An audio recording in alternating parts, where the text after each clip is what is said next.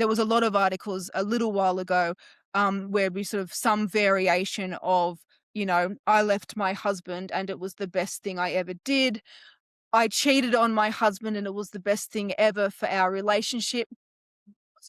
These are all just straight relationship sabotage, happening at a broadcast level. So that the kind of things that perhaps individual women used to sort of tell each other in their social groups to try and sabotage each other's relationships, we now have the kind of media and communication where we can engage in this level of sort of manipulative conduct in a broadcast manner. Welcome to the Reality Therapy Podcast, where the truth will set you free. Welcome to the Reality Therapy Podcast. Joining me for the fifth time from down under in Australia, Dr. Dani Sulikowski, evolutionary psychologist. So great. I always love these deep dives into the subject matter. So thank you for joining me again. Oh, you're very welcome. I didn't even realize this is the fifth time. That's so awesome. Yeah. Yeah, these are such awesome conversations, and some of them, I don't know that you know this, but we're like 9 o'clock at night my time, and sometimes our conversations will run to like midnight my time, and it's like I need to go to bed, but I just can't stop this conversation because we're just having so much fun. It's very nice of you to make it such a civilized time for me. I normally do these, and I'm the one who's up at 1 a.m. and 2 a.m. trying to keep things straight in my head. So this is really good. This is early on a Friday afternoon. This is great. Nice, awesome. So my first topic, I came up with this thought over Halloween. I don't know, is Halloween celebrated in Australia? Not so much, but it's getting there. Just in the last, I guess, 10 years, you've started to notice it's becoming more of a thing. More so the decorating of houses, I think. Actual, trick-or-treating and Halloween costumes, I think that we probably haven't reached critical mass of enough people doing that yet, that you can just go and knock on random strangers' doors and expect them to be participating. So individual people are doing their houses up, and that's kind of pretty common. And at some point, I presume, we'll probably get enough people doing that it becomes like a norm. And then, then the rest of it will probably start as well. So one thing that's part of an interesting American tradition of Halloween is dressing up in these costumes, like you said. And a lot of people dress up. If you're a little kid, you go trick-or-treating, and a lot of adults will dress up in a costume and go to a house party or a bar or something like that. And something I've noticed I think is very interesting, I like your take on, is a lot of women, even women who traditionally in most of their life dress very modestly, will wear very slutty Halloween costumes, like a slutty nurse or a slutty demon or whatever, And I have this theory that I want to run by you. I think that a lot of them are trying to show off their more sexual side, but they're doing it on Halloween because you have that plausible deniability of, oh, I'm not a slut, that was just a Halloween costume. Does that make sense? Yeah, and I think you're exactly right. So I had a few tweets not that long ago, and I was having a conversation with someone recently too about it was about the sexual revolution, but part of it we were talking about is the balance that women have to try to strike in sort of basically the where they market themselves and the price they want to put on their own sexual access, if you like. And so there's the norms that you have to adhere to some extent, and it's against those which everyone else is judged. So if you want to sort of market yourself as more sexually available than the average woman, then you dress as in a more sexually revealing and more provocative way. So I think there's probably two things that are probably going on at Halloween. And I would say that one is that there's a big norm shift. And so because there's a norm shift, that then brings everybody along with it, because, wearing something that's quite, let's say somewhere halfway between revealing and conservative means something very, very different in a very revealing egalitarian society compared to what it would mean in a highly conservative society, right? So how your own signals that you send off are going to be interpreted against some norm.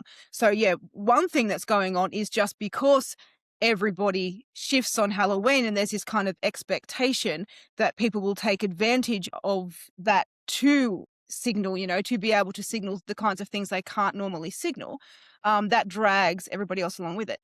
But of course, it is also the fact that individual women can potentially profit, as you say, from the plausible deniability of saying, look, this is not, I'm not actually this sexually available. If we sort of forget about the fact that they're dressed up as a slutty nurse and just think about what are the social signals that their clothes are sending, it's Halloween gives them a sort of a cover to be able to say, look, we all know that I'm not actually sexually available, but here are parts of me I don't normally get to show off because I don't want to signal that I'm sexually available. And so I normally don't get to show these parts of me off. But here's an opportunity that I get to without that signal being misinterpreted.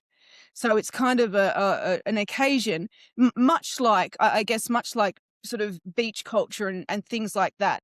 In Australia as well, it provides an occasion, depending on what you choose to wear and how you choose to exploit it, for women to be able to show off parts of themselves without the associated signaling that normally implies in other contexts. Interesting. I'm wondering, like, how a woman kind of decides what signals to send. Because I'm thinking, if I'm a woman and I'm ranking men from 1 to 10, I might send a signal, I demand commitment before sex, and I could attract a 5. But I could also send a signal, there's no barrier to entry, and I could get a 9 or a 10. Like, what's the breakdown for what signal I choose to send? So I think it's quite variable. So it's interesting. Way back in the day when I used to lecture on this stuff, I haven't given a lecture on this in a long time, but way back in the day when I used to lecture on this stuff, I used to talk about the female choice dichotomy, the fact that there are preferences for more masculine men for certain purposes under certain circumstances, and for more feminine men. Under different circumstances for different purposes. And so men they can't necessarily be ranked linearly in mate quality. It is actually context specific and context dependent for women. And so I used to show how you can have I used to get sort of choose photos of relevant celebrities, and I have like a collection of celebrities, and they were all very attractive, but there were some very masculine men and there were some very feminine men. So I could show that male attractiveness was not actually that closely linked to masculinity, because men could be quite high on masculinity and be very attractive, and could be quite low on masculinity and still be presented as very attractive. It's not always the same women that preference both men, but in different contexts, often the same women will preference both sort of types of men for different reasons. But when I used to then explain a similar sort of thing for women, what I would do is I would find pictures of female celebrities, and I actually had the same celebrities in each group, because for women, it's because these signals, unlike for men who have to signal their sort of masculinity level in a much more permanent way, right? So male body physique develops, male face shape develops, and these are all signals of the sort of, what we tend to sort of collectively term masculinity. So in terms of the shape of the jaw. So there's not, there are some things men can do, grow a beard, cut a beard. There's some things that men can do facultatively to sort of try and manipulate those signals. But generally speaking, they're pretty much hard fixed permanent signals, right? If once a man sort of chooses to take a particular developmental pathway, he's then presenting himself to the opposite sex as a high masculine man, or he's presenting himself as a more caring, lower in masculinity but potentially higher in commitment and other things type of man, right? And he sort of makes that decision developmentally. For women, however, it's much more about the signals that they give off. And so women can change just by changing their own behavior in subtle ways in interpersonal interactions, by changing their clothing and their hairstyles, makeup, all sorts of things like that, can go from looking like they are signaling what you would say highly conservative, there is, sexual access is very limited, very exclusive, and there are numerous criteria that you need to meet before you're going to get anywhere close, versus women who wish to signal that, look, sexual access is essentially freely available. And of course, so the same women can do that under different circumstances, which also makes those signals facultatively ambiguous. So it is to the woman's benefit for those signals to be ambiguous.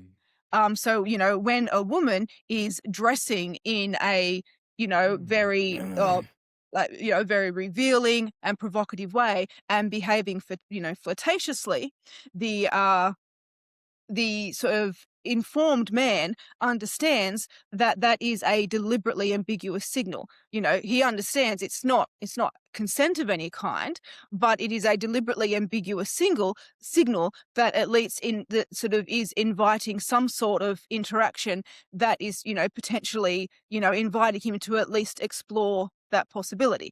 And so, women then need to think about the intersexual sort of competition stage. So again, if you're in a population of women who are all dressing like that up at that far end, regardless of the actual availability of, of sex with them when it comes down to it, if they're all dressing like that, you're going to find it very difficult to get the attention of men if you decide to give off completely, completely different signals. You'll get the attention of some men, but it will probably be a minority of men rather than getting the attention of the sort of center of gravity of the available pack, if you like.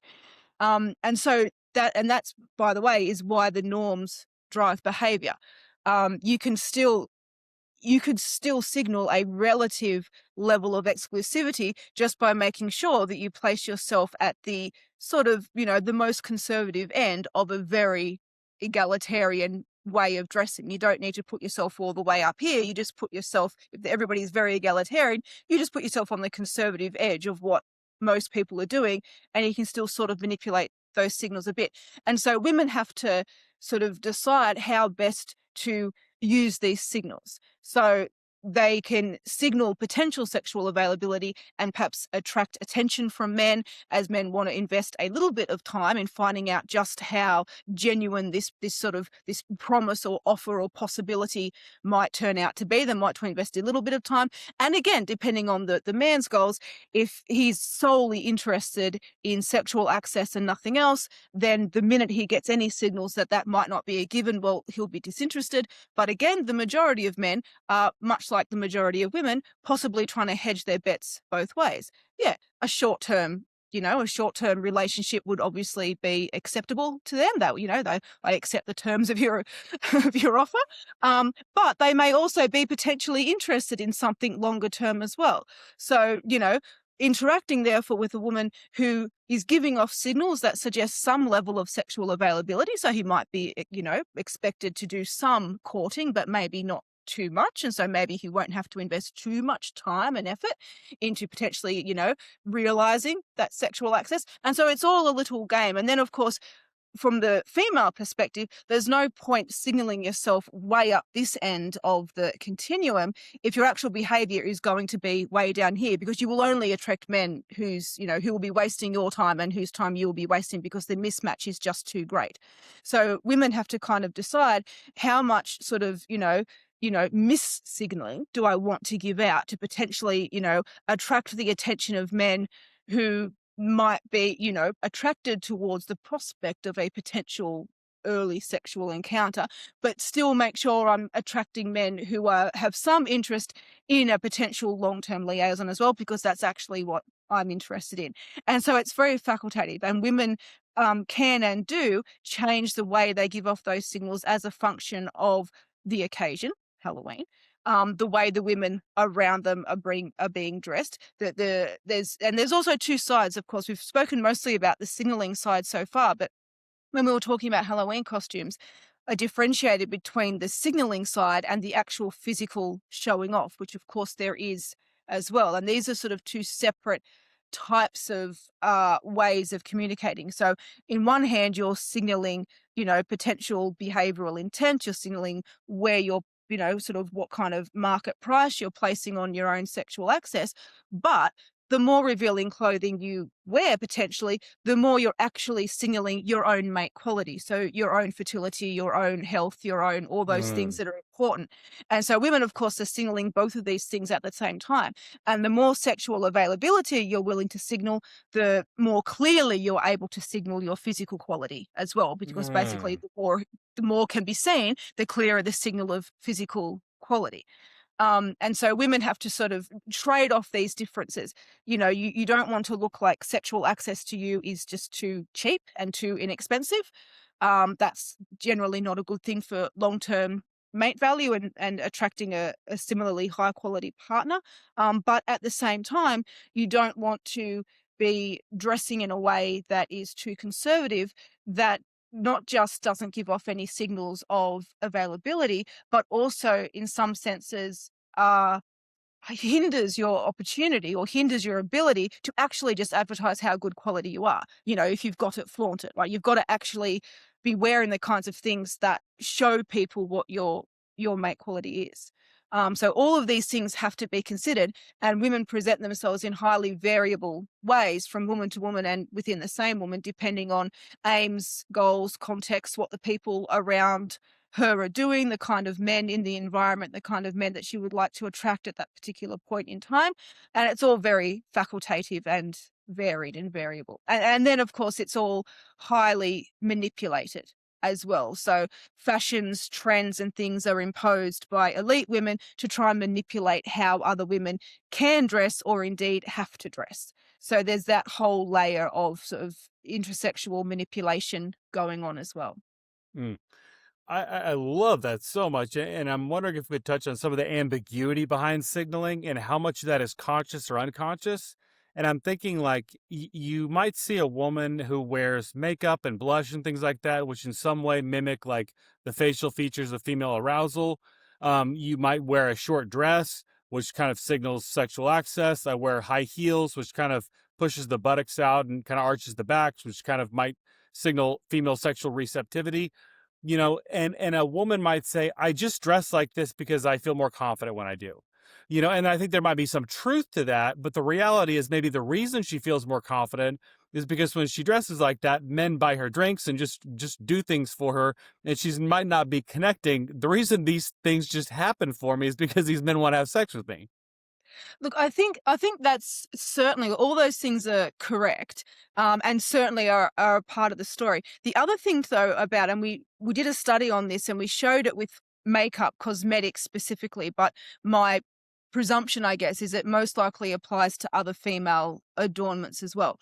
And that is that makeup is actually perceived by other women as a sexually dominant strategy. So when women talk about feeling confident because they've done themselves up, that might reflect the way men treat them when they're done up like that.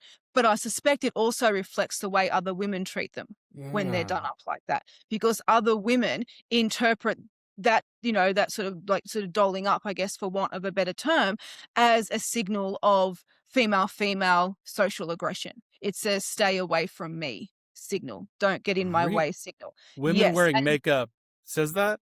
Yes, especially for highly attractive women. So for women who are reasonably attractive, that is how these things tend to function. For women who are less attractive, cosmetics seem to function more as a signal of social competence. So less as aggression, but more as a leadership kind of way.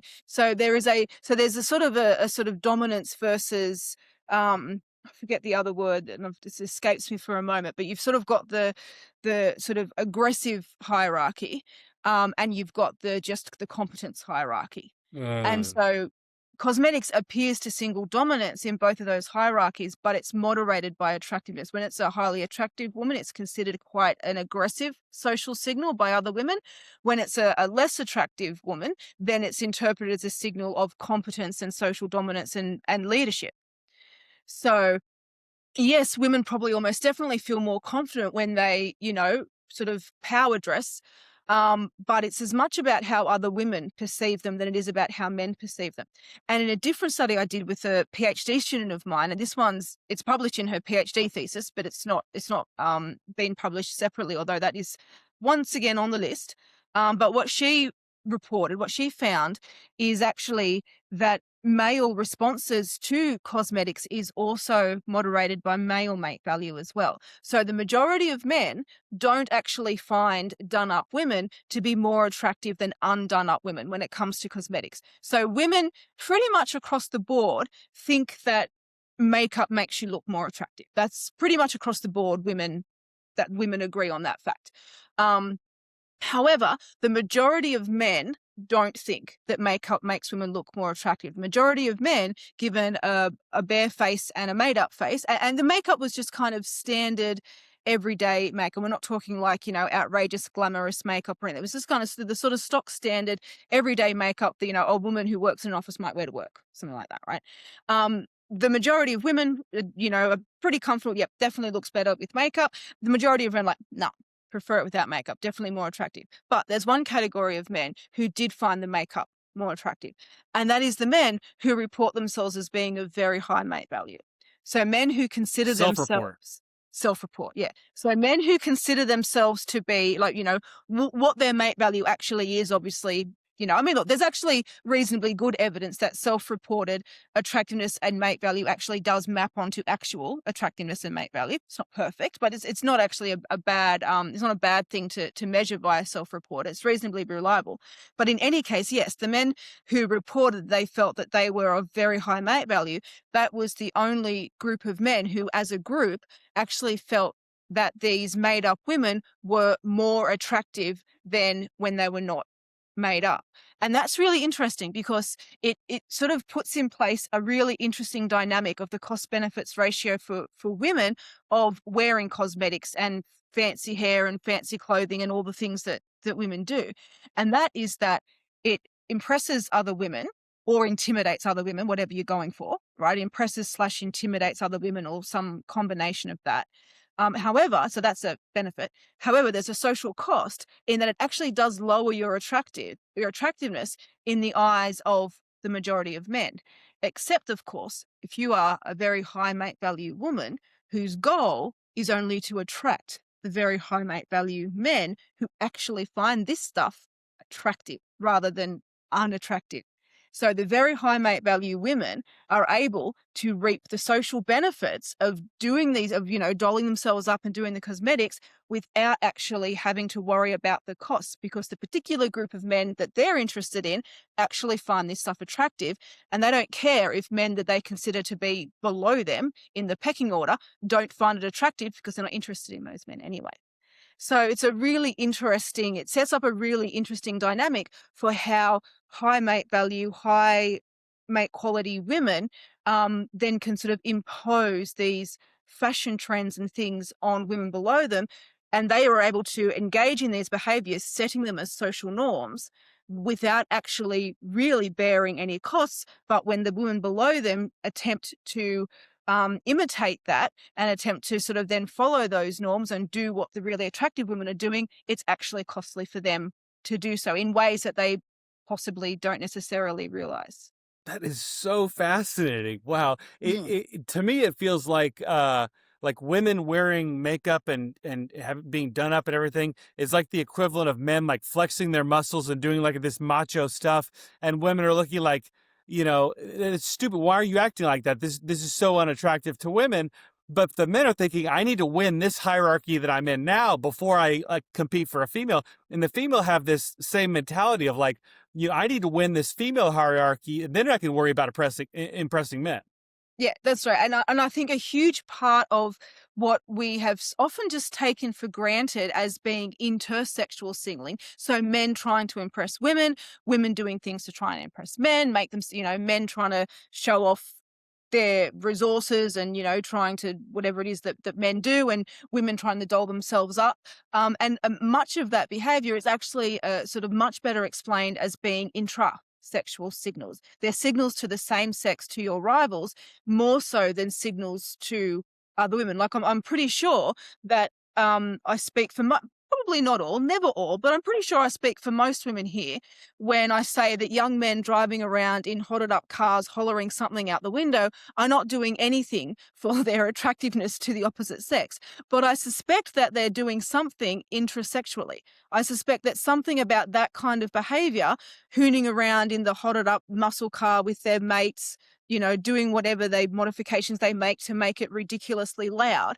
I'm suspecting that behavior actually makes much more sense as a show off to other men, which is why women just find it utterly peculiar and just just profoundly confusing as to why a man will do that and assume it's going to have any positive impact whatsoever. But I suspect it probably makes much more sense if you actually ask the other 21-year-old men about what they're doing. And then all of a sudden I suspect there's an explanation that at least is sensical, if still completely unappealing to women. But then that's how intersexual competition works. So much of what you do for the benefit of your same-sex rivals is costly. You actually bear a cost in terms of your of how the opposite sex, your potential mates, see you by engaging in this intersexually competitive behavior. If it was cost-free and cheap, then intersexual competition would just run riot. But what caps it is that so much of it is costly. And so, men and women are bearing, as you say, that the men that get out there and spend all their time in the gym and doing the big muscles, thinking that women are going to think that they look awesome. And the majority of women are like, no, but other men will often tell them how amazing they look, right? This is clearly functioning as some sort of a male intersexual competitive signal. And the men who take it to the umpteenth degree are, potentially bearing a serious cost for doing so in terms of their attractiveness to the opposite sex. Just like women who take things to the nth degree are frequently not viewed as attractive by men. It's funny. The most common compliment you'll get from men in the gym is, "Bro, you're looking big." But you never hear a woman say that to you. you know? No. But I'm wondering if there might be some type of a class, like a socioeconomic class element here as well, because you talk about behaviors like, it could be like being super muscular, or like that hollering out of a car thing. Like if you're pursuing a college educated woman from an upper middle class background, these are horrible strategies, right? But if I was pursuing like a working class woman, a lot of times that same type of behavior that's repulsive is actually more appealing to them. And I think some of that might be, if I live in an unsafe neighborhood, I need some guy that's got a little maybe over the top confidence that might be able to defend me. Whereas if I live in a nice, safe neighborhood filled with college educated professionals, that whole defending me piece is less important than you signaling that you're polished. Does that make sense? Yeah, I think you're probably pretty spot on there. Certainly different socioeconomic, strata, if you like, have their own signals and their own rules. And part of that is what you've explained. These different socioeconomic level just presents a different set of challenges, whether it's personal safety versus wealth versus provisioning, whatever it might be. They're quite, from the bottom to the top of the socioeconomic ladder presents quite different environments where people are operating. And so obviously mate preferences will have potentially quite different priorities. But I think even more than that, there's also, I actually read, I don't know who put it out there, so I can't credit them. But I read something the other day, or someone just for whatever reason, they were writing a little piece on the Great Gatsby. And part of what they were talking about in that piece was the rules of upper class society and how people with new money, rather than people who come from old wealth. So when you come from old money, you are raised with these rules. And so you understand the etiquettes and the nuances and all of the kind of unwritten rules of upper class conduct. When you come into new money and you weren't raised in money, then you may find yourself in that environment, but you don't actually understand the rules properly. There are different rules. And I think part of the reason why that is the case is that every class of strata is effectively looking to protect itself from being able to be invaded by people from below. So there is a kind of there is a disdain towards people from below, particularly if they've come into new money, because of course the amount of wealth that any individual has at any point in time can be quite stochastic, whereas enduring wealth implies, enduring status over generations, enduring competence, enduring high quality, elite status, generation after generation. That's what creates old money. People who have just come into new money, now it may be that in 2 or 3 generations, if they're still there, well, then now they are old money, right? And so, but similarly, 2 and 3 generations on, well, that second and third generation will have been raised in that environment and therefore will know all of the code words and all of the secret passwords and rules and things that people from outside there just don't understand, that lead to social faux pas and gaffes and whatever else. And so I do actually think that there is a sort of active strategy of people in pretty much any sort of social level that sort of works to keep out anybody from below. So anybody who may sort of incidentally found themselves in a bit of money and found themselves bumped up will be instantly revealed as not actually necessarily belonging there, and not actually having been there for a long time, and be genuinely have earned their position in that particular level with longevity, with by actually having stayed there for more than a generation. And so I do think that the rules between the different strata and that sort of inherent snobbery that you get, I do think that actually serves a purpose of protecting, each social status has ones above it, if you like, that, people may aspire to enter, but what all the individuals in this social status all share is a cooperative desire to keep people who are lower down out.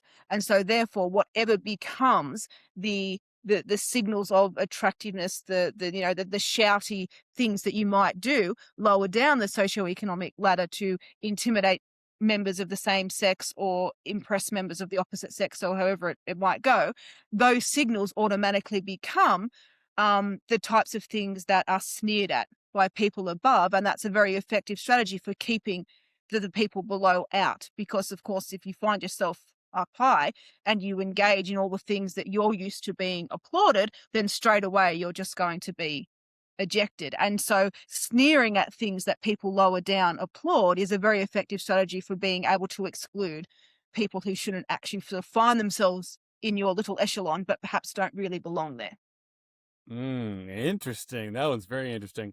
So I ran across a couple articles recently and I instantly thought of you. And one was, is it embarrassing to have a boyfriend? And another one was, is having a boyfriend right-wing coded? And I was just like, it's Dr. Dani Sulikowski. This is exactly what your research would predict. So I wonder if you could comment on that.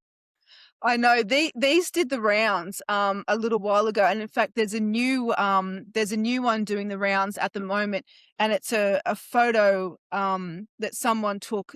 I think it's Target, in US Target. We have a Target in Australia as well. I don't even know if it's the same. It might be the same franchise. I don't know. Anyway, US Target has brought out their Valentine's Day range, and there's a jumper for women, a pink jumper and knitted and in bright red letters all across the front. It just says "dump him," and that's their Valentine's Day range, right? I mean, it's probably not the only thing they have for Valentine's Day, to be fair, but it is a part of their Valentine's Day range. And all the marketing executives who made that are like happily married with children. I'm sure. Yeah, happily married with children. And children who probably have children. Yes, definitely. And yeah, look, it's interesting. There was another one at the, I think maybe the end of last year. And this was a sort of a slightly more serious piece. And it was written by a woman in her 60s. I think her age is in the title. I think it says I'm 63 or whatever. And I regret never getting married and having children. And the article is effectively her. She's I don't know who she is. Like, I wouldn't have known who she was without reading this article. I've not come across her before, but she's apparently a somewhat, if not famous, quite accomplished author, I think. And she's sort of writing that she always assumed that at some point she would, meet a man that she would fall in love with and get married, and that she would have children and have a family, and those children would grow up and she would become a grandmother. And she now finds herself at age 63 having poured everything during her prime into her career.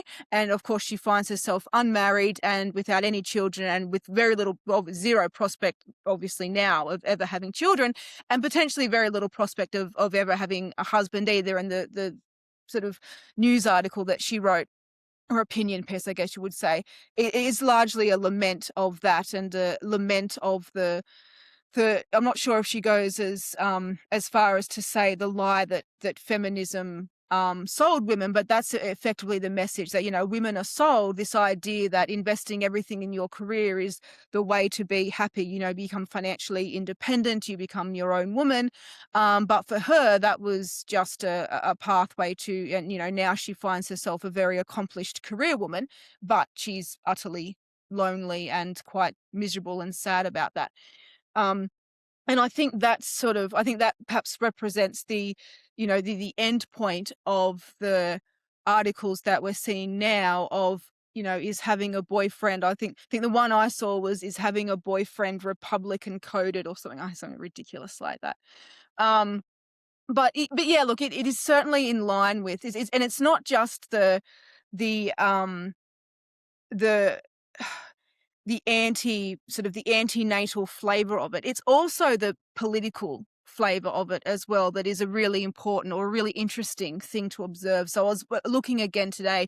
Every now and again, these graphs do the rounds on Twitter, on X, and I don't know if it's because a new study or a new data set has just been published. I think it may have been, because there appear to be a lot of new graphs have come around in the last couple of days. So I'm assuming some big new census study or something's come out. Anyway, and again, it's showing, as have quite a few in recent times, that women have shifted substantially to the left in recent years, whereas men have not really shifted substantially to the right. They've largely stayed the same. In fact, if anything, there has been a minimal and maybe not even measurable trend of men towards the centre, I guess you could say, because men are slightly on the conservative side as a group. So for them, they're not really necessarily drifting leftwards, but perhaps drifting a little bit more towards the centre. So it sort of matches the sort of overall left-leaning shift of the social environment, but it's really, really being driven by women. And so for all of the talk of, men becoming conservative and all the rest of it, it's actually women who have created the large sex difference in political orientation by shifting really sharply to the left. And of course, all of this anti-natal rhetoric, I guess you might want to call it, propaganda even, is all being driven by leftist news outlets and leftist blogs and things like that. It's that's why it's, is having a boyfriend right wing coded, is having a boyfriend Republican coded. And it's all in the same flavor of the articles which were quite popular a little while ago, probably still are. I spend a lot of time reading these types of outlets, so I see the ones that get brought to my attention. I don't sort of spend a lot of time surveying the land and seeing what's actually out there. So my own experience is probably a little bit haphazard, but there was a lot of articles a little while ago where we sort of some variation of, I left my husband and it was the best thing I ever did. I cheated on my husband and it was the best thing ever for our relationship. And various variations of that, which in my view, according to my arguments, these are all just straight relationship sabotage, happening at a broadcast level. So that the kind of things that perhaps individual women used to sort of tell each other in their social groups to try and sabotage each other's relationships, we now have the kind of media and communication where we can engage in this level of sort of manipulative conduct in a broadcast manner. So when we're now seeing broadcasting of this, so it's ultimately antenatal, but it's also, of course, because it's antenatal, it's anti-relationship, anti-commitment, anti-family, with the end point of it all being reproductively suppressing. And as you say, it's being driven by the people from the top who are actually reproducing quite fine, thank you very much, just not making a lot of noise about it. It's so interesting. Yeah, I'm a therapist, and I hear directly and from with other colleagues, other therapists, about like the open marriage thing or open relationships. And I've heard countless stories, and every single one of them ends in a disaster. I mean, it's just this destroyed our marriage. It like destroyed the people in the marriage. But like I see all these articles in like mainstream media type stuff where it's like, why the hot new thing of opening up your relationship will save it. And it's just like, that is not the world I'm seeing. Yeah, it's not. But I think that perhaps it's probably underappreciated. Maybe not by me. In some senses, it might be overappreciated by me because I just see everything as its social signaling value. And I think when you start interpreting most everything that people do and say as not actually, its function is never, probably again, that's me being a little bit absolute. It's not never, but whenever anybody says or does something, it's rarely the actual purported meaning or putative meaning that is sort of what's dictating that behavior. It's the social signaling value that is relevant. So these people are not sharing articles about polyamory because they think that this is a great new egalitarian way of viewing relationships that will make relationships last longer and everybody will get to be happy because there's just no such thing as infidelity anymore. If you're allowed to have infidelity, then how can it be infidelity? No one is doing that, I think, because they honestly, I mean, maybe some of them are sufficient. I shouldn't say no one, because I think many people are actually sufficiently duped by so much of this nonsense that there is no difference between them believing something and not believing something. The minute they hear it, they go, oh yeah. And there is just no distinction between believing and not believing. And so they'll just believe everything they hear, even things that are completely contradictory, without that creating any cognitive dissonance. But yeah, the reason why these things are being shared is not out of some, misguided virtue to try and save people's relationships. They're being shared because the social signaling value of these things is that society doesn't value monogamous relationships anymore. Happy people don't have monogamous relationships. If you want to have the kind of relationship that society celebrates, then, the one thing you don't want it is for it to be heterosexual and monogamous, because that's like, the least interesting, least celebrated, and blandest relationship that you could possibly imagine if you pay a lot of attention to the current woke sort of queering society cheer squad. So if your relationship is same sex, great. It can't produce children. We'll celebrate that. And if your relationship is completely dysfunctional, such that you don't even actually have one because there's no fidelity at all, brilliant. We'll celebrate that as well. It might produce children, but let's face it, it's going to be a train wreck. So we're okay with that. We're perfectly okay with people having children, with people having reproductive success that's just going to be a train wreck anyway. It's the really adaptive, meaningful reproductive success that they want to target. So, no children at all is ideal when looking to attack someone else's reproductive success. But children being raised in, any kind of unstable parental relationship is a pretty good second best. That's usually pretty substandard reproductive success. Hmm. So there's another article that I instantly thought of when I read it, and that was the Helen Andrews article on feminized institutions. Mm. It was so fascinating to me. She makes this case that kind of wokeness or cancel culture. She said it's not Marxism, it's not liberalism. It's just what naturally happens when you get enough women in one place. Because like with male aggression, it tends to be very overt. I'm going to criticize you or say you're doing this wrong. Like that's how men work in a workplace. Let's get things done, accomplish our goal. But with women, because women are kind of naturally like weaker and they can't physically fight as much, they generally have to go in more indirect routes when they're accomplishing these things. And so if a woman wants to have aggression, she might smear someone's reputation behind their back or gossip about them or things like that. And she's like, that's kind of what cancel culture is like reputation damaging, things like that. What do you think? I don't know, did you read that article? What do you think of that? I did read it, and I also listened. She did a podcast as well shortly after that, and also she did that talk that went viral at the conservatism conference as well. And I think she's in some ways, I think she's absolutely spot on. So everything that she describes about the great feminization and the effect that it's having in institutions, and I mean, most of that is factual anyway. Some of it is her interpretation, and she's correct.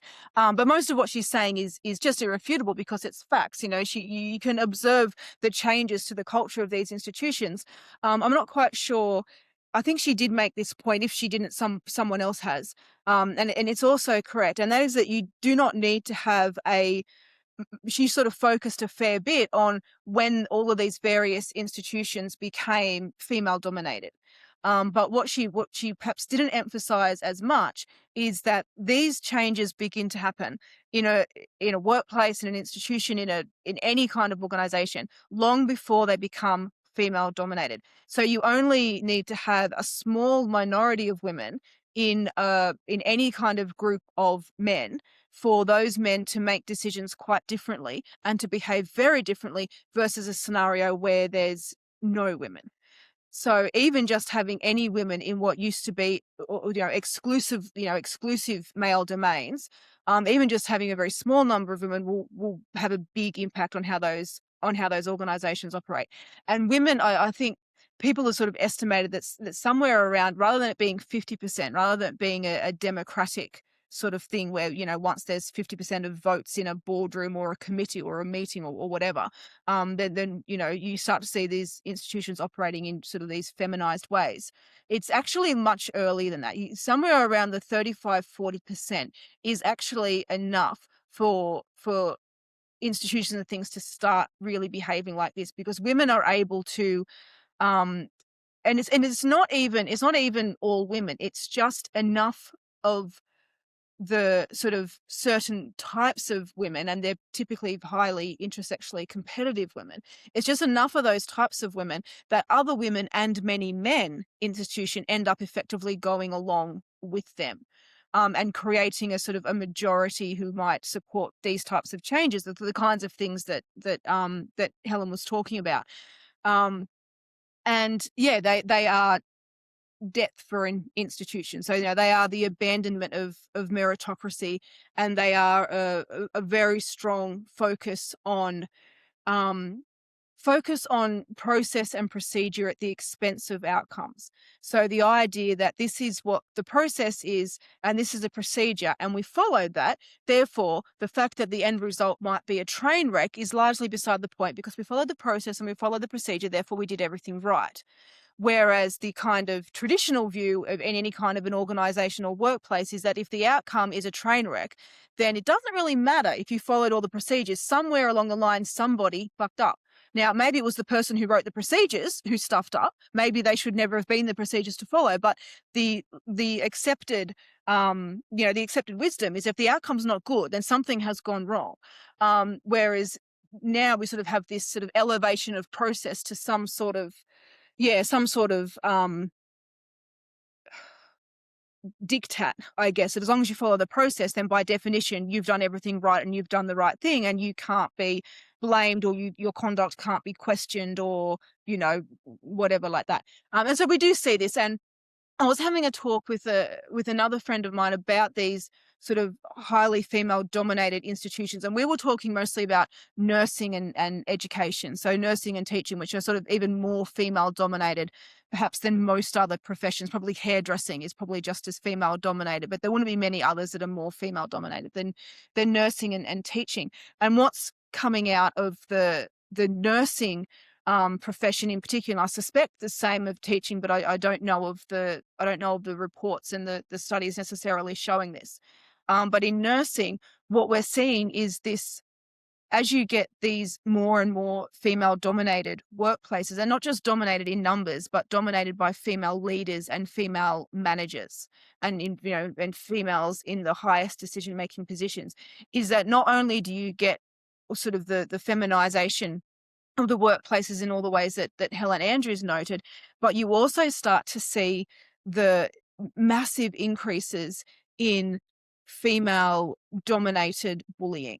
And what happens then is only the highly bullish women who thrive in such an environment stay, and the other types of women leave. And so it becomes an intensifying process where once you get enough of these women for them to collectively be able to make decisions, they create an environment in which many other types of women and many men simply struggle to operate in. And so it then becomes this kind of positive feedback loop. But I think in terms of, so a lot of what Helen Andrews said, I think was bang on, but I think she got a couple of things wrong. And I think one of the things that she's got wrong is she's done like what a lot of people do. And it's almost one of those things that just is just like a sort of flashing red flare of not thinking carefully enough about this. And that is that she's linked it to motherhood psychology. So she's kind of made that link. And to be fair, she may not have done this in the article. She did this in the podcast that I watched. So this may not Yeah. have, this may have been something that she said Was that in a more trigonometry? off the cuff. I don't think it was, no, because I think if it was, she did one of those quite recently, but I haven't sat down and watched it yet, but I saw it come up in my feed the other day. No, this was a podcast that I watched certainly at the end of last year, sometime in December, and I can't say that I know who the host was. It wasn't someone I don't think that I sort of especially recognized at the time. It definitely wasn't the trigonometry guys. She has done one, but I haven't watched that yet.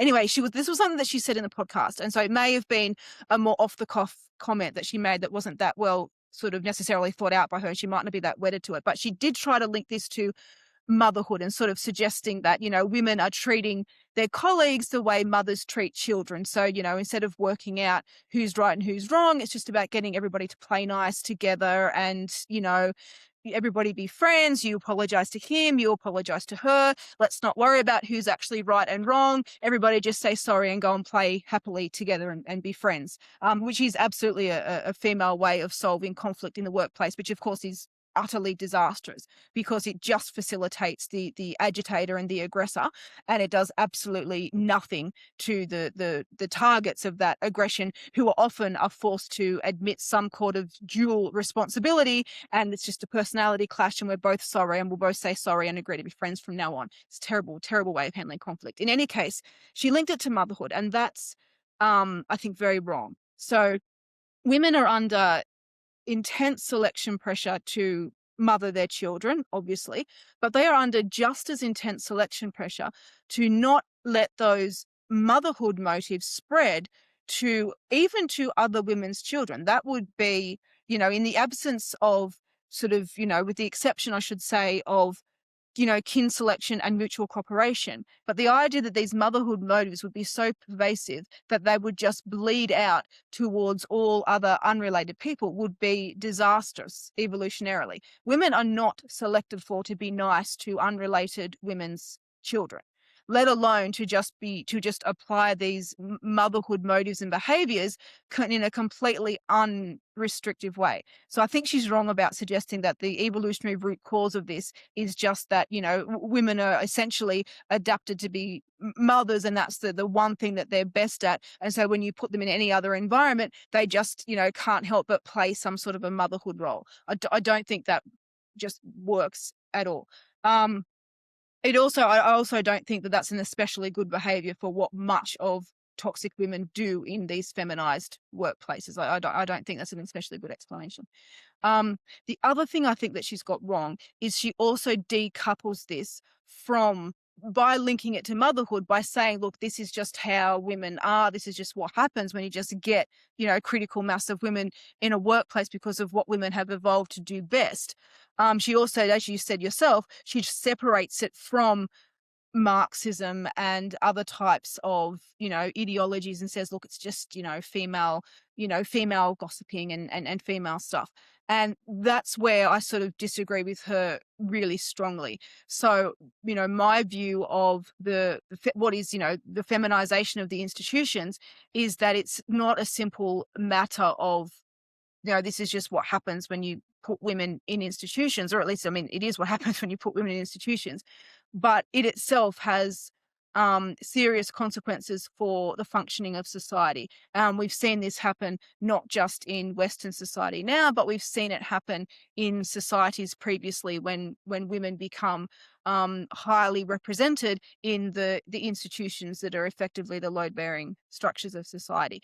And it's societies that become extremely hostile to reproduction, and they become extremely lax with self-preservation and self-protection, and they ultimately end up collapsing. And so I think she's done a tremendous service by bringing this attention in such an effective way, that now everybody has this notion of the great feminization of the institutions in their minds.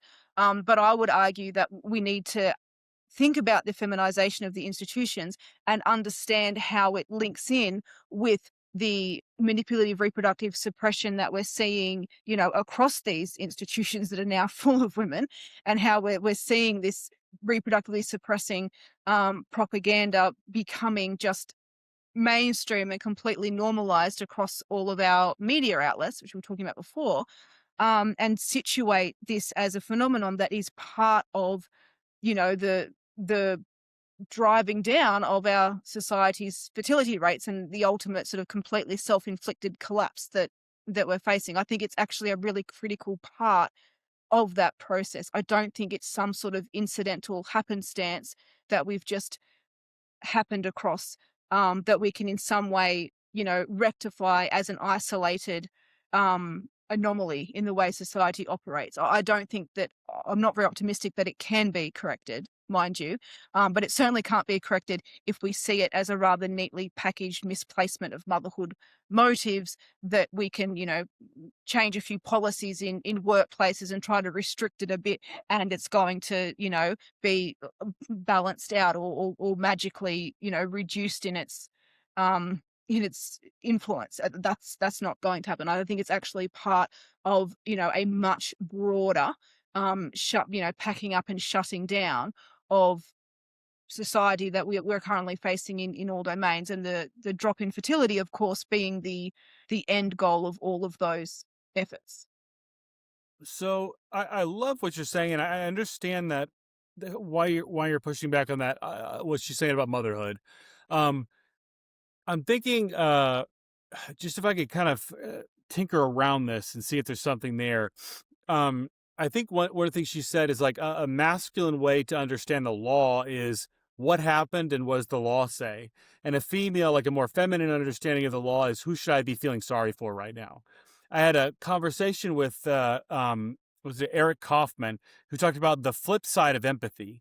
And I think if we apply this to like the kind of the motherhood concept, there is this kind of like a nurturing of my babies, right? And I think my babies, for a lot of women in our society, progressive, more feminist women, it's racial minorities, gay people, other women, transgender people. Like these are my babies in a sense, even if it's like more of a performative way. They're kind of my babies. So if I identify someone who I think they said something sexist, racist, homophobic, transphobic, then if my babies are in jeopardy, then I am entitled to unlimited aggression against these people. Kind of the mama bear mentality. Does that make any sense? Yeah, look, it certainly does. Like, it makes a lot of sense. I just don't agree with it. I guess is as I guess the best way to say. Look, I think it does make, it certainly makes a lot of sense.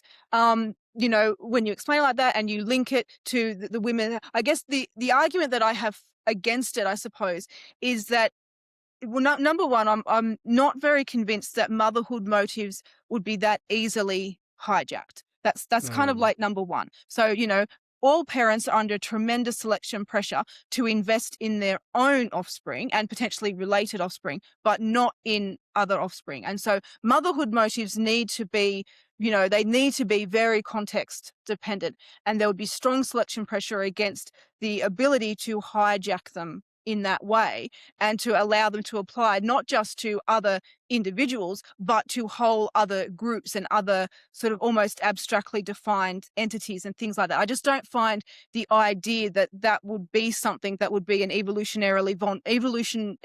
evolved vulnerability that wouldn't have been patched at some point, because that strikes me as highly unadaptive. And the reason why I find it more compelling to see these behaviors as part of a manipulative reproductive suppression strategy is because that is actually the end goal outcome of them. And so if behaviors have an outcome that is actually linked to reproductive suppression, then that is going to present enormous selection pressure in favor of those behaviors if you're suppressing other people's reproduction by engaging in them. And they are, and they do. And so that presents a tremendous selection pressure, which means that looking for other selection pressures and other arguments for how the mechanisms that produce these behaviors may have evolved seems to me to be, so it just seems to be unnecessary. and I don't find that, it makes sense in a kind of sort of simplistic sort of, not simplistic, that's the wrong word, because there's not actually a simplistic explanation. It's drawing together some nice parallels and analogies. But I think it's not especially convincing because it's an evolutionary, vulnerability that would have been fixed. Mhm. It's not a sustainable one. And there are other explanations that don't require this to be some sort of a bug, right? There's explanations that explain this as a feature. This is a feature of female behavior that is part of what we are now witnessing as an extremely successful strategy of reproductive suppression. And so I don't think that we need to appeal to other motives to help explain it. I guess that's probably why I don't find it especially convincing. Not because in and of itself, at face value, it's a terrible explanation. It's quite a nice, neat little explanation that is actually intuitively very appealing. I just don't think it's actually correct. Um, So I'm wondering what our solution is, because this feminized, like feminist mentality seems to be very entrenched in our institutions, and it almost seems like you're at the whim of the mob. So somebody says racist or transphobe, and the kind of the mob gangs up on you. I'm like how do we get to this critical mass tipping point where someone says you're a bigot, and I say we're not playing that game anymore, and then just nobody listens to that person? Like, how do we get to that point? Look, I think in some senses we get there. In some senses, we get to that point with a little bit of patience, because all of these types of things only have a limited shelf life. Right? So, at some point, you can only push back against reality for so long, right?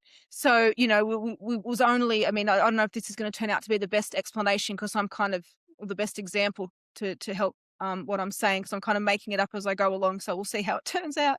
But in COVID, there was a period of time where if you went outside without a mask, you would be effectively a pariah. And, hats off to the people who never fell for it, the people who never got caught up in that massive social contagion. But it was definitely a pretty small minority of people who did not get wound up in some level of that hysteria, right? And so hats off to them, the people who resisted it. But the vast majority of people, now, not everybody went gung ho on it. Not everybody treated people who turned up without masks as pariahs, but enough people did, and enough other people thought that was a fair enough response not to intervene. Be like, that's a bit harsh. I wouldn't have done that, but he did turn up without a mask, so right. And so, we did get this, we sort of had this, kind of mass hysteria, but after a while, it just kind of wore off and y- nothing really happened. So, lots of things have happened with respect to the COVID situation since the height of that mass hysteria. We have found out a lot about both the lack of efficacy and the lack of safety of the so-called, safe and effective vaccines. We've found out a lot about the lack of efficacy of masks, which were, hailed as sort of, the barrier between yourself and certain death, or at least, other people and certain death, depending on which version they went with. So, a lot of information has come to light. However, I'm not sure that information really, you would say, has reached the mainstream. I would say that, I could be wrong, but my impression is that the vast majority of people have largely kind of memory hold that COVID hysteria, some, in some ways minimizing just this sense in which it was a mass hysteria, kind of minimizing that in a lot of ways without really ever um, reconciling the fact that of how much of it was just nuts, right? How the vaccine mandates were just nuts. The fast rolling out of the vaccines was just nuts. The government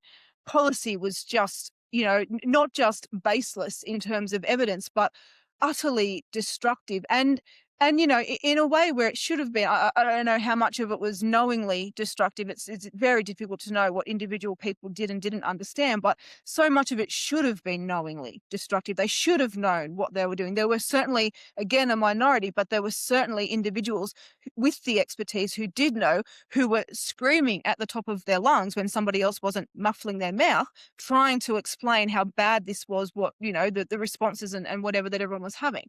Um, And I still think that for most people, where that has settled is, oh, yeah, there was a really bad COVID pandemic, but, we all wore the masks and we all took the vaccines and we basically managed to beat it and get through it. And that's done now. Um, so, and nothing, and now everybody goes around without masks and it's a non-issue and nobody says anything and nothing. There never was a point in time where we went from, you know, we are going to, socially ostracize you if you dare step outside your front door without, 3 masks and, I don't know, a can of antiseptic spray in your hand. To, okay, there's a big announcement, it's done, the pandemic's over, and no one cares about that now. There was never that point in time. It was just a slow kind of loss of energy around the policing of social masking, a loss of enthusiasm for the pandemic is going to kill us all, as, day after day, we all just kept being alive, with the exception of those who died. I'm not suggesting that there were not, many people who died during that period from both COVID and COVID policy. But it just kind of dwindled out, and we're seeing the trans thing also dwindle out. And again, the dwindling has not been completely unmotivated. It's not just been a passive loss of steam. There was the cast review. There were various other instances. There's been certain events that have been quite influential. Different events for different countries depending on where you live. So the Isle of Bryson was obviously a big thing, I think, in the UK. I think Australia is probably yet to have our big thing. Obviously the cast review was huge in the UK. The Donald Trump standing up during his election campaign and being willing to call it out in the US was a big thing. And obviously the Leah Thomas was his name, swimming in the female, that was obviously a big thing that kind of brought it to everybody. So, it's not that nothing can help these things lose their momentum, but it's just that anything that is pushing against reality has got to work very, very hard to maintain momentum, and it's just going to run out of steam eventually.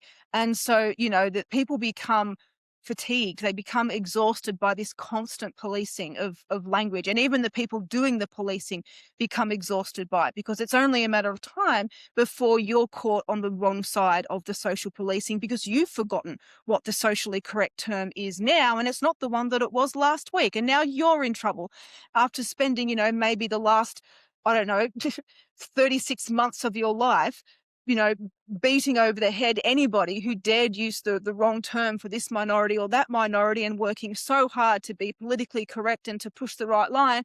And all of a sudden, all of your, the people you thought were your allies are now beating you over the head for one mistake that you couldn't possibly have known was a mistake because you didn't get the memo about the new term. And all of a sudden, just the ridiculousness of this whole thing begins to dawn on people. So patience is how we see the end of all of these individual hysterias and individual things and whatever and whatever. Unfortunately, I don't think that patience is how we see the end of the whole problem. Each one of these individual bubble ups is just a symptom of where we are currently at as a society, and where we are at is in a place that is highly susceptible to new things bubbling up and gaining momentum until enough people have enough time to realize, hang on a minute, that's actually bullshit, right? And and so this is the concern I have, is that we will see, we are already probably everywhere except Australia. I said our time will come, but we are everywhere seeing the end of the dominance of transgender ideology, and we are everywhere, I think, even seeing the end of the dominance of the a lot of the woke critical racism sort of stuff. People are becoming tired of having this, their perfectly well-intentioned and completely non-racist speech labeled bigotry and having it policed, and all of that stuff is losing its venom just through fatigue of both the people who are being policed and the people doing the policing. But my concern is that it's only a matter of time before the next thing comes around, and then that's the thing that we're all dealing with. And I don't know, I can't possibly predict. I mean, prior to the rise of transgender ideology, I'm not quite sure anybody anybody could have predicted. I mean, and I would love someone to come out and prove me wrong. I'd be fascinated to see, but I'm not sure anybody could have predicted, some 20 years or so ago, that we would have, feminist academics sitting there on their podcasts laughing at 12-year-old girls suffering penis panic when the transgender woman gets undressed in the change room. That it is almost impossible to predict what the next insane thing is going to be, but it will come, because I think that just where we are as a society means that we are in a place where we are highly receptive to these types of ideologies taking hold. And if they have enough of the right ingredients, then they get serious momentum and away they go. So we see the end of them off, but the problem is that we're in a state where they're just going to keep coming. Have you seen the meme where it's like, it's not happening very much, it's happening, it's a good thing, and you better like it, you bigot? Yeah, that's pretty much what it is. And I think for a lot of these things, a lot of them actually stop at the "it's not happening" stage. So I think, a lot of, there are a lot of crazy, really esoteric fringe subcultures. And many of them don't do what gender ideology did and become this almost, sort of global dominating sort of, organizing force. And I know that the trans ideology did not arise necessarily organically. I'm well aware of the history of it and the individuals that put a lot of effort into getting it into policy, and to sort of pushing it along. But at the same time, were it not for the fact that it appeals extraordinarily well to female, manipulative intrasexual motives, I don't think it ever would have taken on the life that it did. And I think there are a lot of other very esoteric individual subcultures, out there that are happening to a very small extent, or to a very, infrequent extent, that people sort of say, oh yeah, it's not happening. That's not really a thing. And they are things, but, they have to match what people are receptive to in order to go crazy. And then of course, once they go crazy, then all of a sudden we're in the it is happening and it's a good thing phase, because they've ticked the right boxes and people have decided, yes, this is actually extraordinarily helpful to my end goals, and then they become, the kind of thing that you're just not allowed to question. I got two questions left for you. One is, what would you say to the criticism that people like you and Helen Andrews are pick-me's, and the only reason you're criticizing feminism is because you want to get male attention and approval from men? So someone did actually accuse me of that on X the other day, and I think my like, if you want to know my response, I think my response was a little gif of Sydney Sweeney like smiling and waving, which I thought that was quite good actually. I was quite proud of myself for that, I'll be honest. Yeah, look, I mean, I'm on a straight, like, individual to individual level, I just am unbothered. Like, that's just not a relevant criticism. I mean, I'm well aware that the kinds of things that I'm espousing about female intrasexual competition are quite outrageous is not quite the right word, but it's not far from the right word. They are, like, as far as I know, I mean, they're very related to lots of things that other people have pointed out. I am standing on quite a few shoulders to build up to these types of ideas, but identifying the manipulative reproductive suppression as both the sort of root cause and the sort of underlying system organizing principle that explains why all of this is happening is, as far as I know, quite a novel take on it.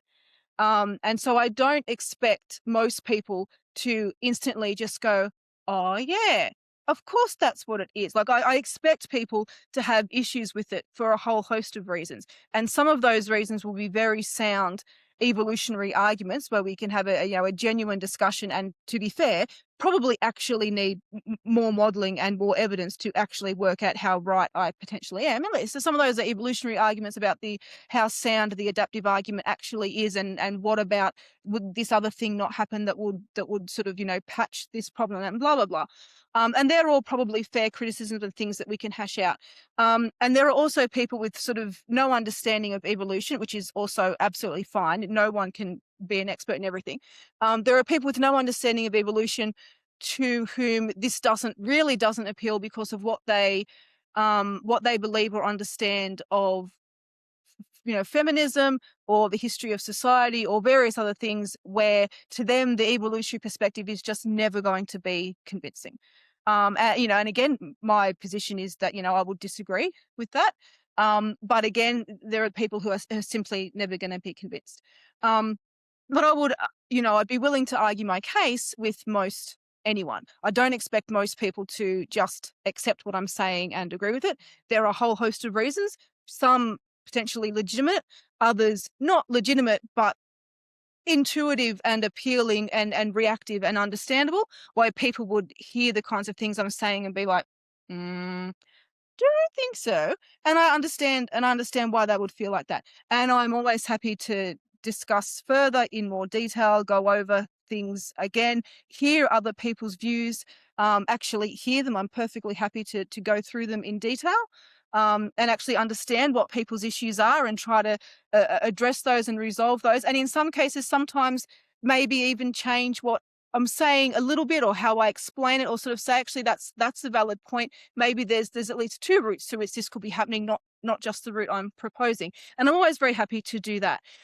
People who are going to make ad hominem attacks or suggest that I have ulterior motives, I mean, that's fine, but it's obviously an entirely unconvincing critique, and so obviously I'm not going to be convinced by it.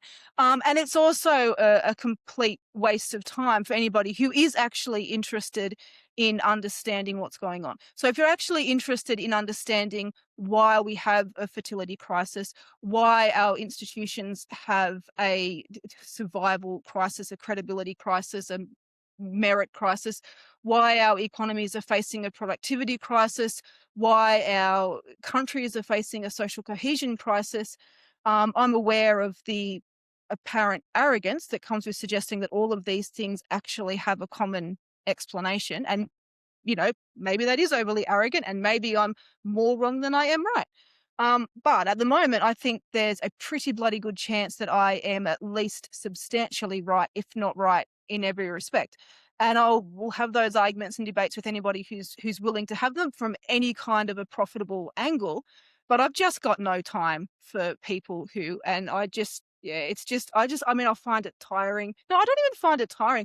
It just makes zero impression. It's just like they could have just written blah blah nonsense gobbledygook on the keyboard and hit send, and it would have exactly the same impression. It just doesn't mean anything. I'm just not, it's just I'm just not going to move at the speed of those people. Having said that though, and I'm sure if you go through my Twitter history or whatever, I'm sure people will find examples of me having been, occasionally sucked in to, and I do have a rule that I simply don't engage with those people, but, occasionally I break it. But by and large, it's not a profitable thing to do. It's not a helpful thing to do. It's not, it's not, if you want to actually get somewhere, you need to decide where you're going to invest your time and energy. And investing time and energy, putting a Sydney Sweeney gif up set aside, but investing your time and energy in even bothering to engage with people like that it's just pointless. It's counterproductive. So yeah, look, there will always be people like that. And I know that there are many people out there who are just looking for reasons to not have to take somebody else's argument seriously. And so suggesting that that person is a pick-me, or indeed a bigot or a racist or a transphobe or anything else, is a really great way to be able to, serve yourself or deal yourself a get out of jail free card for having to actually deal with anything that they've said and having to counter it or having to explain why it's wrong. So yeah, it has no impact on me. It has none at all. It's just not it's just not part of how I approach the world. It's one of the things that I try not to concern myself with. Well, I certainly find your ideas convincing, and I have been surprised how often I'm able to reference the hairdresser study in just regular conversation with everybody. It's just, it applies to so many things in the world.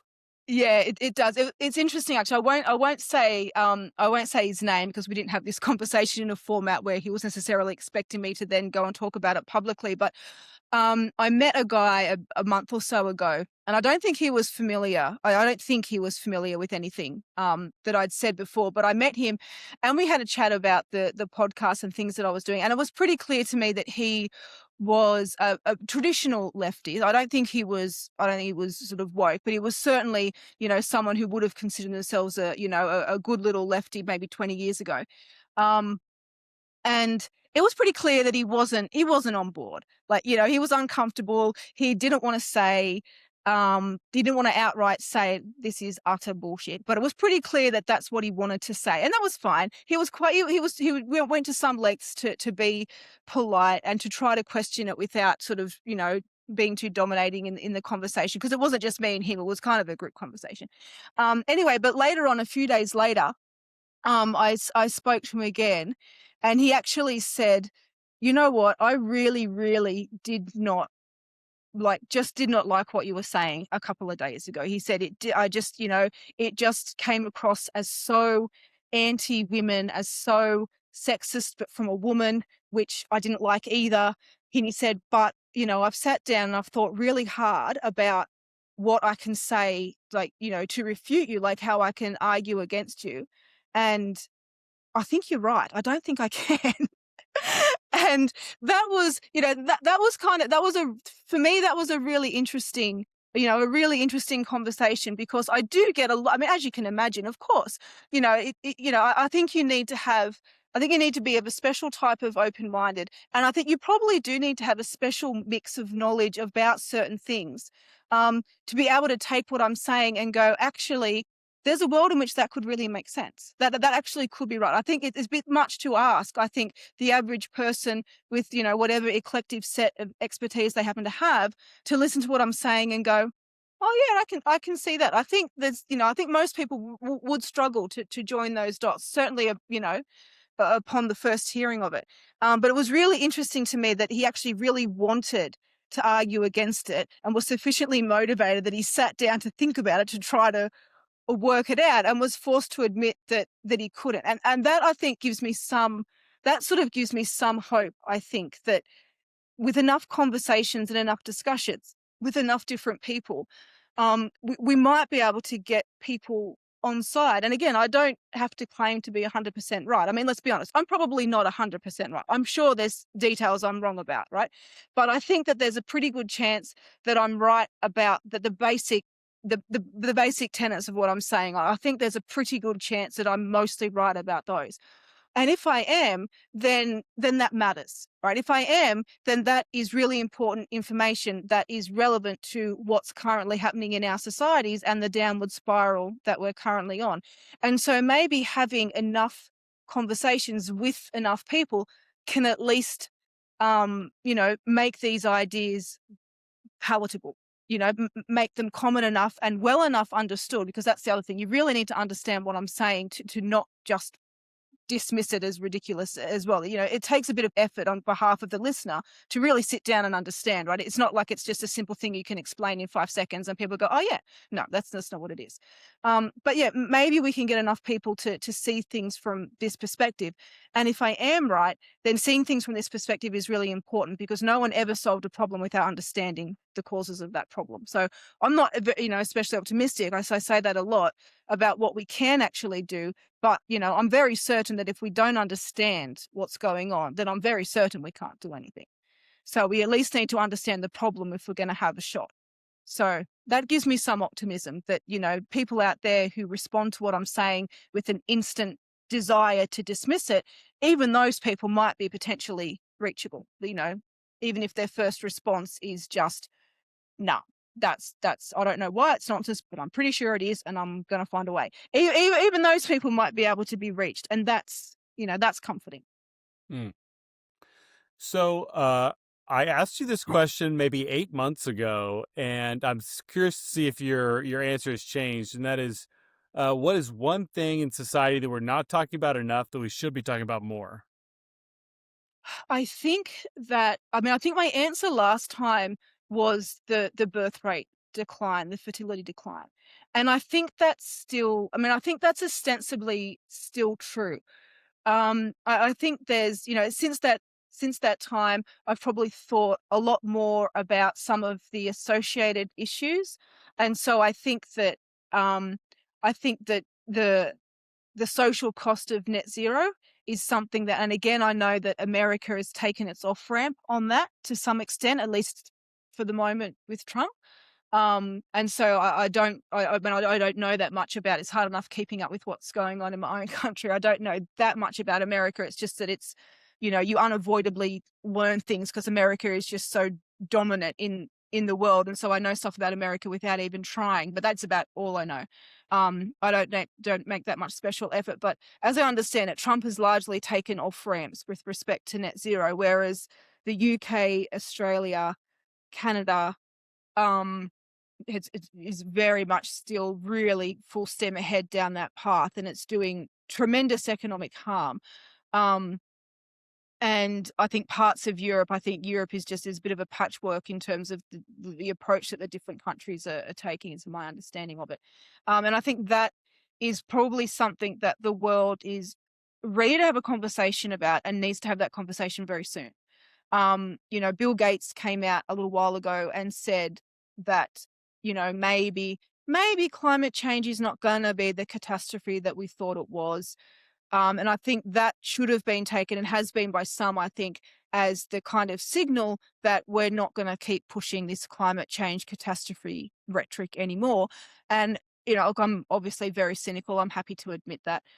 So this might be coming from a place of cynicism, but I suspect that Bill Gates' motives for saying that probably have a lot to do with AI and the sheer, just massive amounts of energy that AI is going to need, which are simply not compatible or with any kind of net zero ambition. It's just fundamentally incompatible. And I think that's a big part of why he said that. Because that signals a shift in his priorities as well. I think he has seen, and look, to be as kind to him as I could possibly be, he may well see benefits in AI beyond the financial. So I'm not necessarily suggesting that he's financially motivated. I know that I'm sure that a part of his philanthropy work does come from a good place. I'm not. I don't think he's a devil or anything. I know a lot of people do, but I'm very critical of him. But anyway, I think that the world is perhaps ready for a conversation about the fact that the hysteria over climate change and the push for net zero was a massive mistake and is a massive mistake. And it's, world behavior is now, of course, changing because of AI and because of its massive need for energy. So we're already starting to see lots of big players. I mean, I know that part of it is nuclear, which is actually consistent with the net zero mantra anyway. And nuclear is going to be a big part of how we drive AI. But of course, nuclear has been, certainly in Australia and I think in other parts of the world as well, like Germany, I think abandoned nuclear for net zero ambitions, which is just nuts. But Australia has certainly demonized nuclear. So that's basically sort of considered as bad as fossil fuels, quite inexplicably. So I think it's time for that conversation, because I think that the sooner that we can get off the net zero path for everyone, I think the better. And it's not unrelated to the fertility crisis. I think just as net zero became this massive thing that sort of just has become, a fundamental organizing force of government policy in various countries across the world, just as transgenderism did. And I think the reasons for that is because, again, net zero, provided this perfect rationale for reproductive suppression, right?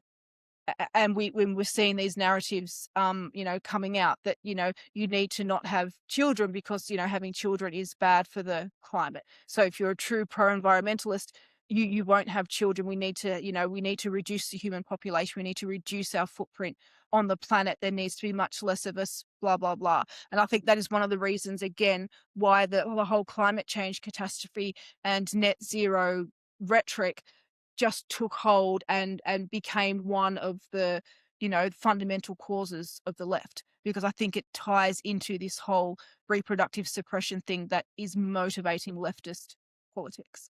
But I think the world might be ready to have a conversation about the folly of it, and we need to have that conversation very, very soon. Because we're headed into a very bad place for those countries who are continuing to pursue this policy, and it's causing a lot of harm. And that's a conversation that we might just about be ready to have, and it needs to be had like yesterday. Yeah, I was just having a conversation last night with my brother, who's a finance writer, and he was talking about how these Silicon Valley tech guys were just 5 minutes ago super into ESG, and then there's this calculation. We need a lot more energy for all this AI, like data storage type stuff. Like, we need some coal, all of a sudden just instantly flipped. Yeah, that's right. It's amazing. That people think that they have principles, and they think that they're sticking to their political positions because of their principles or their values. And it's amazing how all of that goes out the window the minute you change the incentive structure. It just goes out of the window. And I think that net zero is the weakest it has ever been at the moment. And so now would be a great time to really push the discussion about how much harm it's doing, how little. I'm not sure it's doing any good. Forget about little good. I'm not sure that it's doing any good. I mean, the world's fossil fuels emissions has only continued to rise. So, yes, there is increase in renewables and people can celebrate that. But there is an increase in energy, period. Like, there is just an overall increase. And so whilst there has been increases in renewables, there has also been increases in fossil fuels. So if we are arriving at a position where we're saying, actually, climate change is not going to be a catastrophe and the end of the world is not nigh, and the future of the planet does not depend on us putting up giant windmills and solar panels on every flat surface, it's not because we stopped burning fossil fuels. It's not because we incurred all of this pain to move towards, intermittent renewable energy sources and to move towards net zero policies that has somehow changed the course and saved the planet. All that's happened is we've realized that the worst doomsday predictions are not sound, and that many of the models attributing the changing climate to human burning of fossil fuels were many models and many theories attributing that were themselves also flawed.